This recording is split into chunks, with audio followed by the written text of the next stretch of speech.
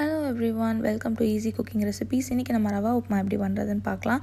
அதுக்கு ஒரு கப் ரவாவை நம்ம வறுத்து எடுத்து தனியாக வச்சுக்கலாம். அப்புறம் ஒரு பாத்திரத்தில் 2 ஸ்பூன் ஆயில், அப்புறம் 1 ஸ்பூன் கடுகு உளுத்தம் பருப்பு, 1 ஸ்பூன் கடலைப்பருப்பு போட்டு நல்லா வதக்கி விட்டுக்கலாம். அப்புறம் ஒரு பச்சை மிளகாய் நான் கட் பண்ணி ஆட் பண்ணிக்கிறேன். அப்புறம் ஒரு ஹாஃப் வெங்காயம் கட் பண்ணி போட்டுக்கிறேன். அதை நல்லா வதக்கி விட்டுக்கலாம்.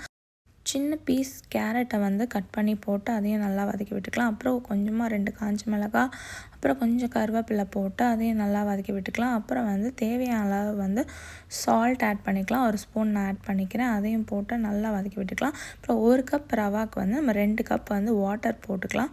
அப்புறம் அந்த தண்ணி நல்லா கொதித்ததுக்கப்புறம் நம்ம அந்த 1 கப் வறுத்து வச்ச ரவாவை எடுத்து நம்ம ஆட் பண்ணி ஒரு 5 to 10 மினிட்ஸ் நல்லா வதக்கி விட்டோம்னா அவ்வளோதான், சூப்பரான ரவா உப்புமா ரெடி. கண்டிப்பாக ட்ரை பண்ணி பாருங்கள். மறக்காமல் நம்ம சேனலை சப்ஸ்கிரைப் பண்ணுங்கள். தேங்க்யூ ஃபார் வாட்சிங்.